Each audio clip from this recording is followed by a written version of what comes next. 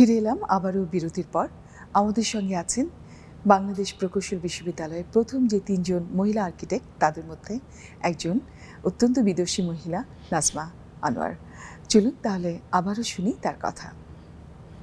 আপা, আপনি তখন ফার্স্ট ক্লাস থার্ড হয়ে বিএসসি আর্কিটেকচার আপনি যখন পাশ করে গেলেন, ব্যাচেলর অফ আর্কিটেকচার।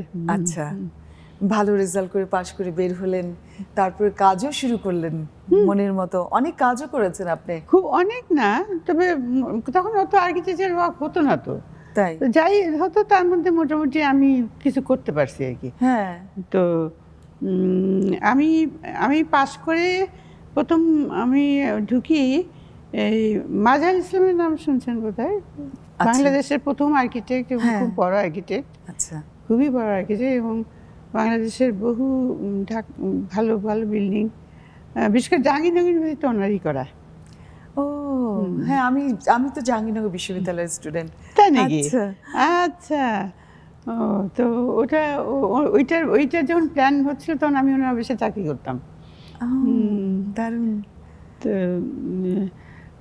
মাজার ইসলাম প্রথম আর্কিটেক্ট বাংলাদেশে, মানে ভালো, আমার তো মানে উনিই প্রথম, আর তো সব বিদেশ থেকে আসতো তখন। যাই হোক, তো আমি ওনার অফিসে কিছুদিন চাকরি করি, কাজ করেছেন। তারপর আরো অনেক জায়গায় আপনি অনেক কাজ করেছেন, আরো কিছু। ওনার অফিসে কাজ করতে করতে আমার হাজব্যান্ড আবার রোশনাজের ইঞ্জিনিয়ার ছিলেন, তো সে আবার ময়মনসিংহে বদলি হলো ঢাকা থেকে। তো তখন মানে এরকম দুই জায়গায় থেকে থাকাটা, আমার আবার ছোট ছোট দুইটা মেয়ে, তো শেষে আমি চাকরি ছেড়ে দিয়ে ওই ময়মনসিংহে গেলাম। তো এমন লাগ ভালো যে আমি যাওয়ার পরেই শুনি যে ওখানে ইউনিভার্সিটিতে প্রজেক্ট আর্কিটেক্ট নেবে। বাহ। হ্যাঁ, আমি তো খুব ভালো চান্স পেয়ে গেলাম। ওখানে গিয়ে আমি প্রজেক্ট আর্কিটেক্ট হিসাবে ইউনিভার্সিটিতে জয়েন করলাম। তো ওখানে 3 বছর ছিলাম। তো ওই কাজগুলোর কেমন অভিজ্ঞতা? ভালো লাগতো কাজ করতে? এগ্রিকালচার ইউনিভার্সিটির আসল আর্কিটেক্ট তো ছিলেন আমেরিকান। ওনার কাজগুলি আমি ইউনিভার্সিটির তরফ থেকে প্রজেক্ট আর্কিটেক্ট হিসেবে ওগুলি সুপারভাইজ করতাম আর কি। আপনার সাথে দুষ্টুমি করি আপা একটু। আপনি তো অনেক সুন্দর ছিলেন তখন, তো ছেলেরা সুন্দর, এটা জীবনে আমি প্রথম শুনলাম। না, আপনি এখনই কত সুন্দর, তখন তো আরো অনেক সুন্দর ছিলেন। না, আমাদের ছেলে মেয়েদের মধ্যে খুবই বন্ধুত্বের সম্পর্ক ছিল এবং খুবই ভালো সম্পর্ক।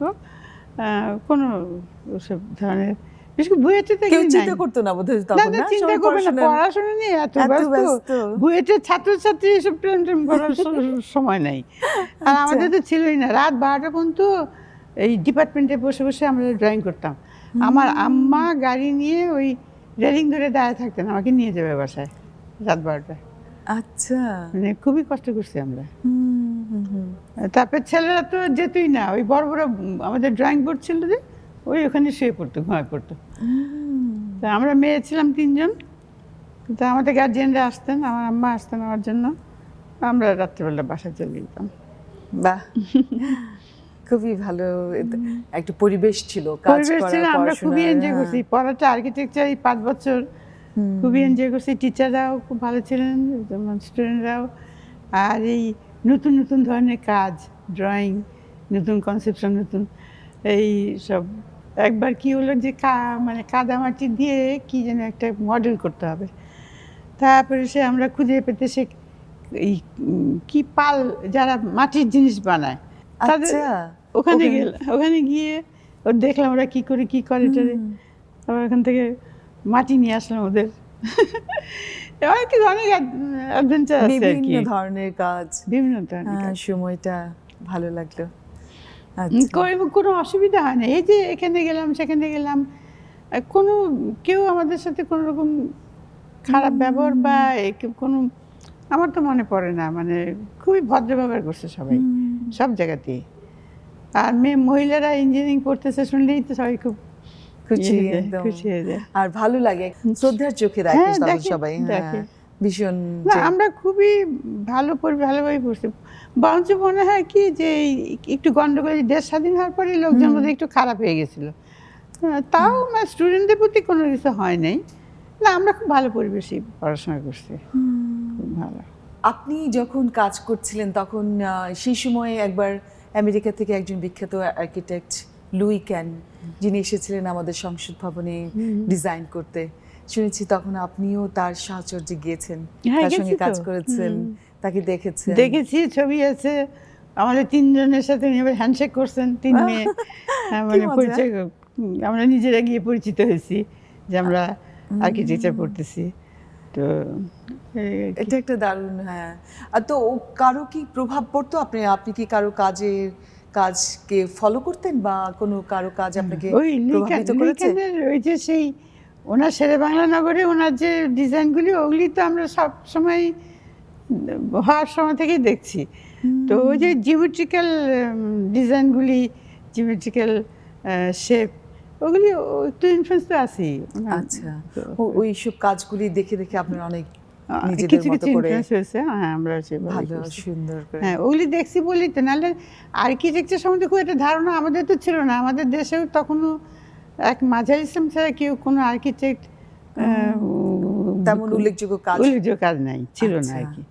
তো মাঝার ইসলামের প্রথম তো উনি তো জাহাঙ্গীরনগর ইউনিভার্সিটি শুরু করলেন। ওই এক্সপোজ ব্রিকের কাজ, মানে এসব ওই আমরা ওটা একটু ইনফ্লুয়েন্স হলাম।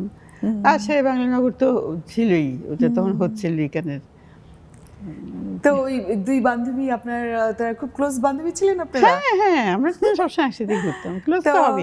আমাদের 30 জন স্টুডেন্টের মধ্যে 3 জন আমরা ছিলাম মহিলা। তো ওই 30 জন শেষ পর্যন্ত থাকে নাই। শেষ পর্যন্ত আমরা যখন বের হলাম ফাইনাল ইয়ারে গিয়ে, তখন তো 7-8 জন, বাকি সব ঝরতে ঝরতে চলে গেল এই লাইন ও লাইন, এখানে ওখানে সবাই।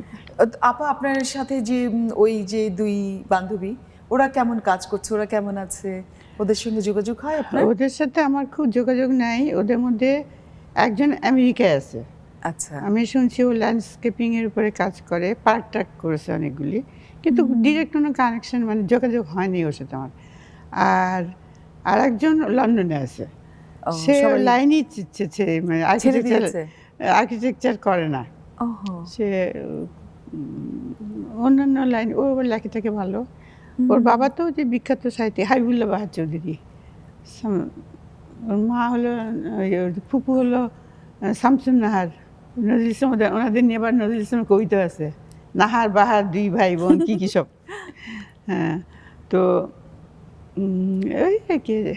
আমার মনে হয় আর্কিটেক্ট হিসাবে 3 জনের মধ্যে ওই যে একজন হলো ওই ল্যান্ডস্কেপিং কোর্সে টোর্সে কিছু, পার্ক টার্ক শুনছি যে পার্ক করেছে আর কি। আর এই যে আরেকজন যার কথা লন্ডন বললাম, সে লাইনই ছেড়ে দিছে। আর আমি তো দেশে থেকে যেটুকু পারি করেছেন অনেক। হ্যাঁ, এই সংসার, কাজ, ফ্যামিলি সবকিছু পরে কাজ করতে কষ্ট হতো না? না, সবাই খুব কোঅপারেটিভ ছিল। আমার হাজব্যান্ড তো খুবই ছিলেন। তারপরে আমার সংসারে আমার শাশুড়ি সবসময় ছিলেন, সংসার উনিই দেখছেন। আচ্ছা, আমি মাঝে মাঝে দেখছি, না কোনো অসুবিধা হয়নি। ইচ্ছা করলে আরো কাজ করা যেত, বরঞ্চ আমি আলসামি করে আনার সময় করি নাই। কিন্তু আপনি কাজ করেছেন আপাও, আপনার ওই যে নিজের আপনার বাবার বাড়িটা গুলশানে, বাড়ি সেটা আপনার নিজের প্ল্যানে, নিজের সুন্দর করে কিভাবে, ওইটার একটু অভিজ্ঞতা বলেন, কেমন লেগেছে কাজটা করতে, কি কি কি কি প্ল্যান করে? আব্বার বাড়ি ওটা তো একটা রেসিডেন্সিয়াল বিল্ডিং, দোতলা, 1 ইউনিট রেসিডেন্সিয়াল বিল্ডিং। হ্যাঁ, ওটা তো প্রথম মানে আমি যখন 5th ইয়ারে পড়ি, তখন আব্বার জমিটা আগেই কিনছিলেন। আব্বা বলেন যে ওখানে বাড়ি করবো। তা আমি একদিন গিয়ে আব্বার সাথে দেখে আসলাম। আশেপাশে আর বাড়ি ঘর নাই বেশি। তো দেখে এসে তারপরে তখন আমি ওই যে পুরো 1 বিঘা জমিটা হাফ একদম পুরা খালি রেখে হাফের মধ্যে বললাম যে হাফটা থাক, আর হাফ জমির মধ্যে ওই আব্বার বাড়ি ডিজাইন করে দিলাম। প্রথমে 1তলা বাড়ি, তারপরে আব্বা তো যেটুকু সামর্থ্য সেরকমই করবে, খুব বেশি একটা খরচে বাড়িতে করা যাবে না, খরচ করলে আরো ভালো হবে। তো আমার খুব শখ এক্সপোজ ব্রিক, তখন শেরে বাংলা নগরে হচ্ছে। তো আব্বাকে নিয়ে গেলাম সেই মিরপুরে ব্রিক ফ্যাক্টরিতে। তো ওখানে গিয়ে দেখলাম কি যে যে কতগুলি ব্রিক একদিকে স্তূপ করে রাখছে ফেলা, কি ব্যাপার দেখলাম ওভারবার্ন্ট ওগুলি ওই যে শেরে বাংলাতে চলবে না, শেরে বাংলাতে খুব লাল টকটকা রঙের ব্রিক, অন্যরকম প্রত্যেকটাই খুব সুন্দর পারফেক্ট 10 হোলস ব্রিক, একটা মাপও আছে। তো ওই ফেলে দেওয়া ব্রিকগুলি দেখে তখন আমার মনে হঠাৎ হলো যে আমি তো ইউজ করতে পারি, সেকেন্ড ক্লাস ব্রিক হিসেবে বিক্রি হচ্ছে আর কি। তা আমার আব্বার বাড়িটা সাধারণ এই প্লাস্টার বাড়ি না করে আব্বাকে বললাম, তখন ওই যোগাযোগ করে টোরে সেই ব্রিক দিয়েই আমাদের এই গুলশানের বাড়িটা তৈরি হয়েছে এবং সবাই দেখতে আসতো। অদ্ভুত রং, মানে ব্লু রেড সব মিলে একটা রং ওই ব্রিকের। আর বৃষ্টি পড়লে পরে না চমৎকার রং বের হতো। তো না, এই বিল্ডিংটা তো ভেঙে নতুন ওরা করছে আর কি, আমার ভাইয়ের মেয়েরা ছিল অনেক। তারপরেও আপনার এটা একটা অনেক বড় কাজ ছিল। হ্যাঁ, এটা একটা বড় কাজ ছিল। অনেকে দেখতে আসতো যে কিরকম, মানে অন্যরকম একটা ব্লু রেড মিলে একটা কালার আসতো। তো এখন যে অবসর সময় কি করেন? এখন অবসর সময়টা যে পাচ্ছেন? অবসর সময় ওই অনেকেই বাড়ি প্ল্যান করতে দেয়। তাই? হ্যাঁ, এখনো কাজ করছেন? ওই যে মানে একটু করে টোরে দেই আর কি, রেসিডেন্সিয়াল বাড়ি। আর এমনি আর কিছু করি না, অনেক বয়স হলো আর করা যায়। মানে ড্রয়িং করতে গেলে তো একটু ঝুঁকে বসতে হয়, প্ল্যান নিয়ে। এমনি খাতা পেন্সিলে রাফ ডিজাইন সেগুলি করে টরে দিই। কোনো ফিউচার প্ল্যান করেননি যে কোনো কিছু একটা, কোনো স্কুল বা কোনো কিছু করার এরকম কোনো ইচ্ছে ছিল? করি নাই, কারণ আমার তো 3টাই মেয়ে চলে আসলো এদিকে। আমি একা বাসায় থাকি, হাজব্যান্ডও মারা গেলেন, তো আমার কোনো কিছুই করা হয়নি, থাকি। আমার একটা ছোট বোন আছে, ও আবার ভালো আর্টিস্ট, নাম করা আর্টিস্ট, লায়লা মনসুর। আচ্ছা। ও প্রায় শেষে থাকে কি করে, এই আর কি। আচ্ছা, আর কি ভালো লাগে আপনার? কি ভালো লাগে এই এখন এই সময়টা? কি ভালো লাগে, কি করতে ইচ্ছে করে? আমার বই পড়তে খুব ভালো লাগে, বই পড়ি। আর এখন তো আমি ওই আর্কিটেকচারাল প্ল্যান ডিজাইন করি না, কারণ সেটা করার মতো শারীরিক শক্তি আমার নাই। ওগুলি নিয়ে ঝুঁকে পড়ে বসে প্ল্যান করব বা চোখের কাজ করব, এসব নাই। ওই বইটাই পড়ি বেশি। আর ঘুরতে ভালো লাগে? ঘুরতে বেড়াতে তো ভালোই লাগে, সবারই ভালো লাগে। আচ্ছা, আর খাওয়া দাওয়া ঠিকঠাক আছে? খাওয়া দাওয়া ঠিক মতো? আমার ডায়াবেটিস আছে, হ্যাঁ, তো সুতরাং খাওয়া দাওয়া কন্ট্রোল করে করতে হয়। ভালো আছেন?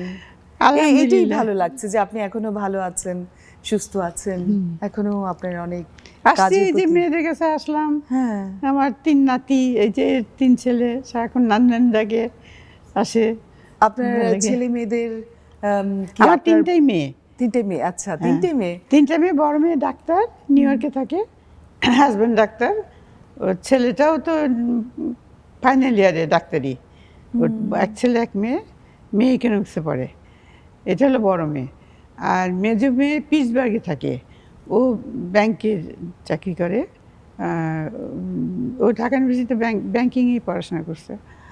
তো ওর আবার ছেলে মেয়ে নাই।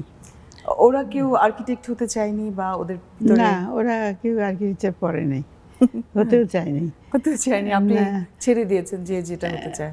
হ্যাঁ, ওরা বোধহয় অতটা উৎসাহ পায় নাই বা ওরা বুঝলেন। কিন্তু আমার বোনের ছেলে আবার আর্কিটেক্ট হয়েছে, খুব ভালো আর্কিটেক্ট।